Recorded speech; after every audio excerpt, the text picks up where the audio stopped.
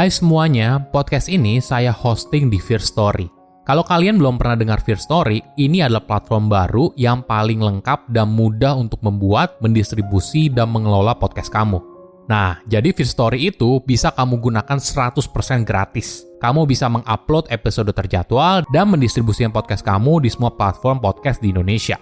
Firstory juga menyediakan customer service yang berisikan podcaster berpengalaman. Kamu bisa share podcast kamu tanpa ribet dengan F-Link yang akan mencakup semua link platform kamu dan sosial medianya. Dengan Firstory Ads, kamu bisa mengakses monetisasi yang mudah dan beneran bisa kamu cairin tanpa biaya tambahan, gak pakai repot. Jadi tunggu apa lagi? Yuk maksimalkan podcast kamu dengan platform hosting dari Firstory.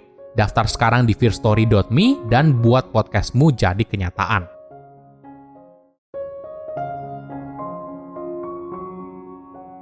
Dalam hidup, kita berusaha untuk mengejar kebahagiaan. Tapi, apakah kita sebenarnya tahu apa sih kebahagiaan? Dan bagaimana pikiran kita bekerja dalam memproses sesuatu yang kita anggap bahagia? Halo semuanya, nama saya Michael. Selamat datang di channel saya, Sikutu Buku. Kali ini, saya akan membahas dualisme diri dan bagaimana hal ini bisa membuat kita menarik sebuah keputusan yang tidak 100% berasal dari kenyataan. Ini merupakan rangkuman dari video TED Talk Daniel Kahneman yang berjudul The Riddle of Experience versus Memory dan diolah dari berbagai sumber. Ketika bicara soal kebahagiaan, apa sih maksud sebenarnya? Menariknya, seseorang tidak tahu betapa bahagianya dia karena kebahagiaan itu pada dasarnya merupakan sesuatu yang sifatnya relatif. Bayangkan kamu sedang merencanakan sebuah liburan yang sempurna.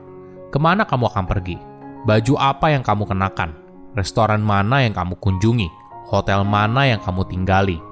Jika sudah kamu jawab, sekarang coba bayangkan apabila di akhir liburan kamu yang sempurna, semua memori kamu akan dihapus, termasuk setiap foto dan video yang kamu ambil.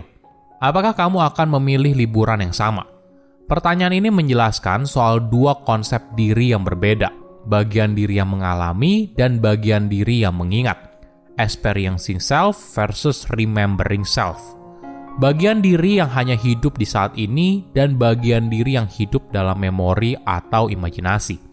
Sebelum kita mulai, buat kalian yang mau support channel ini agar terus berkarya, caranya gampang banget. Kalian cukup klik subscribe dan nyalakan loncengnya. Dukungan kalian membantu banget supaya kita bisa rutin posting dan bersama-sama belajar di channel ini. Kita sulit membedakan antara pengalaman dan memori. Sederhananya, perbedaan antara menjadi bahagia dalam hidup dan menjadi bahagia atas hidup yang kamu jalani. Dua hal ini walaupun terdengar mirip, tapi merupakan dua konsep yang berbeda dimasukkan dalam satu kategori, yaitu kebahagiaan. Contohnya begini, kamu sedang mendengarkan alunan musik yang indah, lalu di akhir ada suara melengking yang menusuk. Peristiwa ini lalu merusak semua pengalaman saat kamu mendengarkan lagu tersebut secara emosional. Apakah ini kejadian yang sebenarnya? Tentu saja tidak. Yang dirusak adalah memori dari pengalaman itu. Kamu mendengarkan alunan musik yang indah selama 20 menit. Lalu semua hal jadi tidak berarti, hanya karena satu suara melengking yang menusuk di akhir.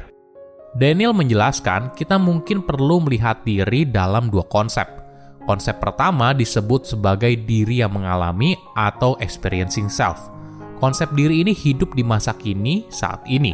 Ini merupakan bagian diri yang ketika ditanya dokter, apakah sakit apabila saya tekan? Lalu ada konsep diri kedua, yaitu diri yang mengingat atau remembering self. Nah, konsep diri ini yang membentuk hidup yang kita jalani sekarang. Mengingat cerita hidup kita dan bagian diri yang menjawab pertanyaan dokter, apa yang kamu rasakan belakangan ini? Atau bagaimana liburan kamu kemarin? Ini merupakan dua konsep diri yang berbeda. Namun ketika kita mencampur adukan dua hal ini, maka hal ini yang bisa merusak persepsi kita soal kebahagiaan. Ada perbedaan antara experiencing self dan remembering self. Mungkin dari persepsi mereka soal waktu. Dari sudut pandang experiencing self, jika kamu menjalani liburan, minggu kedua sama baiknya dengan minggu pertama. Lalu liburan 2 minggu itu lebih baik daripada liburan 1 minggu. Kenapa? Karena experiencing self hidup di masa kini. Jadi ketika liburannya diperpanjang, maka akan ada pengalaman yang bisa kamu rasakan di momen tersebut. Beda halnya dengan remembering self. Bagi dia, liburan 2 minggu tidak ada bedanya dengan liburan 1 minggu, karena masih masuk dalam satu cerita yang sama. Nah, menariknya, remembering self tidak hanya berfungsi untuk mengingat dan bercerita. Tapi yang jauh lebih penting, remembering self membantu kita mengambil sebuah keputusan. Bayangkan kamu akan menjalani operasi berat dan harus memilih dokter bedah. Dua-duanya sama-sama hebat dan berpengalaman.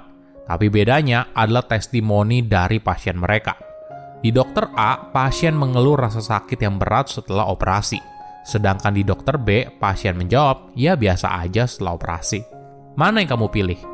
Kemungkinan besar adalah dokter B. Padahal bedanya, di dokter A, pasien tersebut mengalami rasa sakit dengan durasi pendek, tapi sakitnya luar biasa. Sedangkan di dokter B, pasien tersebut mengalami rasa sakit dengan tingkatan sedang dalam periode lebih lama. Namun kedua metode ini bisa memberikan pengalaman yang berbeda. Sedangkan bagian diri kita yaitu experiencing self tidak punya suara di sini. Padahal bagian inilah yang sebenarnya akan menjalani prosedur tersebut. Tadi saya sempat membahas kalau remembering self merupakan seorang pencerita. Memori kita menceritakan sebuah cerita dan kita menyimpan apa yang kita alami sebagai sebuah cerita. Selanjutnya, remembering self bisa menentukan pilihan yang kita ambil di masa depan. Nah, apa yang menentukan sebuah cerita itu baik atau buruk, menyenangkan atau membosankan? Sederhananya, ada 3 elemen penting. Momen perubahan, momen yang signifikan, dan akhir.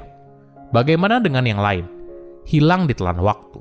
Pengalaman biasa tidak diperhatikan oleh otak untuk memberi ruang bagi ingatan baru dan berpotensi menarik. Faktanya, itu masuk akal dalam sudut pandang evolusi. Kita cenderung mengingat bahaya dan imbalan hidup daripada yang biasa. Inilah kenapa lingkungan yang tidak berubah cenderung membuat ingatan kita kabur. Dan kenapa liburan yang menyenangkan terus membekas dalam ingatan. Khususnya bagian akhir merupakan elemen yang sangat penting. Apa yang kita ingat bisa saja berbalik 100% jadi buruk. Ketika di bagian akhir kita mengalami pengalaman yang tidak mengenakan. Ada contoh menarik dari film animasi Inside Out. Buat yang belum nonton, Inside Out adalah film Pixar yang menggali pikiran seorang gadis berusia 11 tahun bernama Riley dan berfokus pada 5 perasaan di dalam dirinya. Kegembiraan, kesedihan, ketakutan, kemarahan, dan perasaan jijik.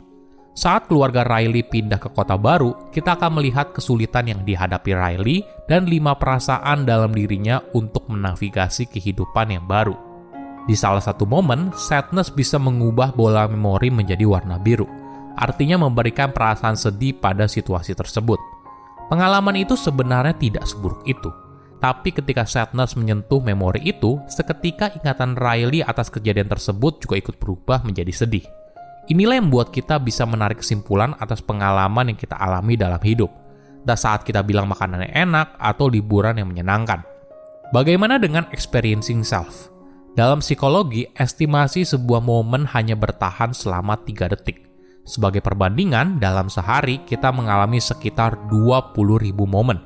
Setiap momen tersebut bisa saja memberikan kita kepuasan, tapi tidak sama dengan kebahagiaan secara umum. Jadi lain kali ketika kamu ditanya tentang pengalamanmu terhadap sesuatu, jangan buru-buru mengambil kesimpulan apakah pengalaman itu baik atau buruk. Bisa saja pikiran kita terdistorsi dari kenyataan yang sesungguhnya. Misalnya, dompet yang kecopetan di akhir liburan bisa saja membuat kita memberikan peringkat buruk pada liburan tersebut. Padahal sepanjang liburan, kamu justru mengalami momen yang menyenangkan. Atau momen putus yang menyakitkan membuat kita melupakan semua memori indah yang telah kalian jalani berdua. Silahkan komen di kolom komentar pelajaran apa yang kalian dapat ketika tahu informasi ini. Selain itu, komen juga mau tahu informasi apa lagi yang saya review di video berikutnya. Saya undur diri, jangan lupa subscribe channel YouTube Sikutu Buku. Bye-bye.